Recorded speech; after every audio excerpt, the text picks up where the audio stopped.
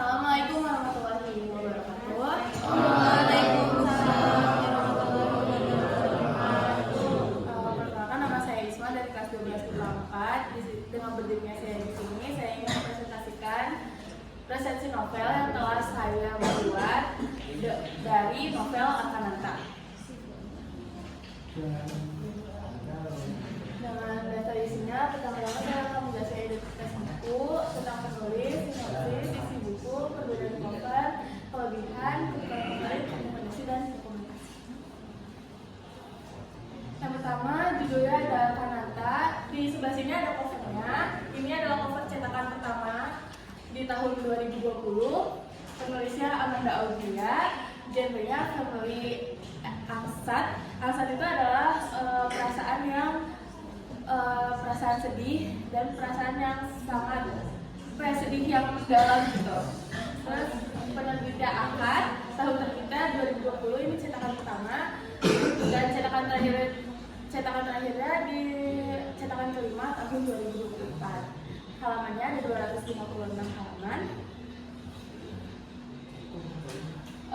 Dalam bahasa Indonesia, ISBN-nya 978-623-977-6046 dengan harga Rp99.000. Tentang penulis, jadi di sini penulisnya adalah Amanda Audria Salsabila, biasa dipanggil Amanda atau Doi. Lahir pada tanggal 28 April.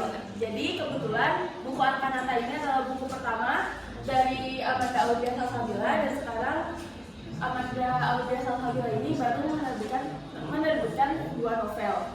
Dua-duanya novelnya itu berdasarkan dari alternative universe yang dia buat di Twitter. Sinopsisnya lumayan panjang. Ini saya kutip dari sinopsis yang ada di belakang buku. Intinya, jadi Januar Akananta ini adalah seorang ayah single parents yang harus mengasuh keenam anak-anaknya. Lalu si Januar ini entah kenapa mengalami perbedaan yang sangat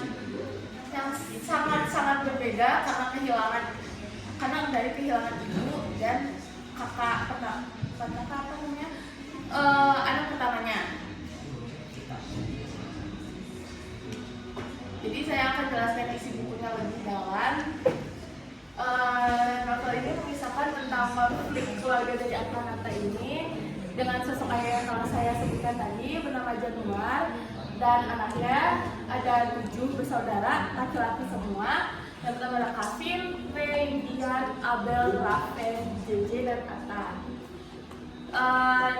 Dari awal cerita menampilkan bahwa keluarga Akananta ini adalah keluarga yang sangat harmonis, hangat, dan manis. Tapi suatu ketika mereka kehilangan ibunya. Awalnya mereka bisa menerima kehilangan ibunya, tapi tidak lama dari sepeninggalan ibunya, tiba-tiba kakak pertamanya, Kavin, meninggal dunia ikut dengan ibunya karena penyakit. Nah, karena Kavin adalah seorang kakak sulung yang sangat-sangat menjadi role model dalam kehidupan adik-adiknya, keenam adiknya. Jadi mereka sangat terpukul akan kehilangan Kavin. Nah, tapi seterpukulnya keluarga ini, entah kenapa ayah dari mereka yaitu Januar berubah drastis menjadi dingin dan seakan-akan tidak peduli dengan keenam anaknya. Jadi yang ada di dalam buku ini berkisahkan tentang perjuangan sisa keenam anaknya yang harus bertahan dengan keluarga yang mulai retak ini.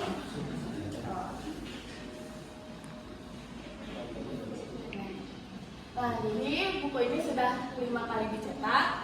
Cetakan cover pertama, ini cetakan pertama dan kedua pada tahun 2020 dan 2021.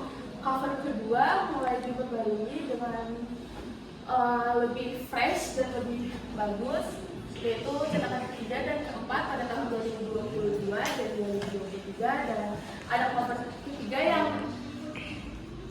mungkin covernya lebih manis ya, padahal dalamnya sangat sakit guys. Jadi cover ketiga ini ada di cetakan kelima pada tahun 2024. Kelebihan pada novel tersebut, narasi yang ditulis sangat rapi sehingga mudah untuk dipahami. Lalu cerita yang menarik dan unik, penggambaran situasi yang sangat detail. Jadi kami pembaca bisa membayangkan situasi yang ditulis oleh penulis tersebut.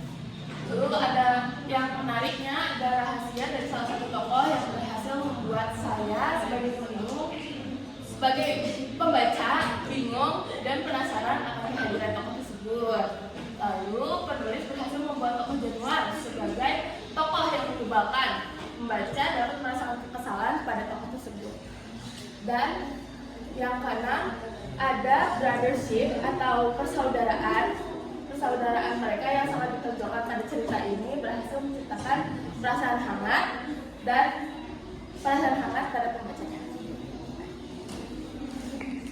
Kekurangan pada novel ini ada kesalahan pada penulisan kata yang mungkin cukup mengganggu karena nggak hanya satu atau dua, tapi semakin lama cetakan berikutnya itu diperbarui lagi. Jadi ada evaluasi di cetakan berikutnya. Kebetulan saya di sini baca yang cetakan pertama, jadi masih banyak yang kurang dalam penulisan kata-katanya.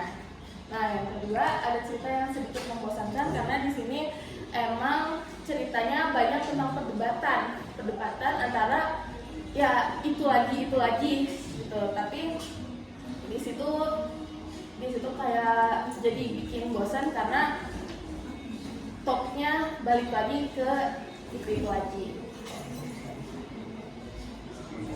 Kutipan favorit di sini saya ambil 2 kutipan yang sangat saya sukai, yaitu pertama, padahal tidak ada yang dapat diwajarkan dari sebuah hal bernama kekerasan, meski itu dari keluarga sekalipun.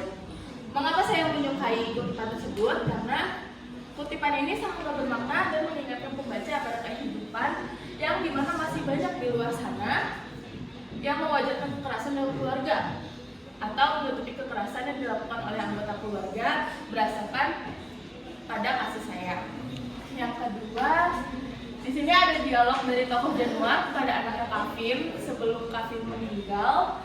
Jadi kata ayahnya, "Mas, di dalam hidup kita nggak perlu selamanya jadi baik kok. Memang jadi baik itu sangat perlu, tapi kalau suatu saat dunia atau ada orang yang jahat, kamu perlu melakukan tindakan untuk membela diri sekali-sekali." Jadi kutipan ini sangat menyentuh hati pembaca karena dialog ini menunjukkan kasih sayang ayah kepada anaknya yang memang jarang sekali ada pada novel ini. Pada novel ini juga jarang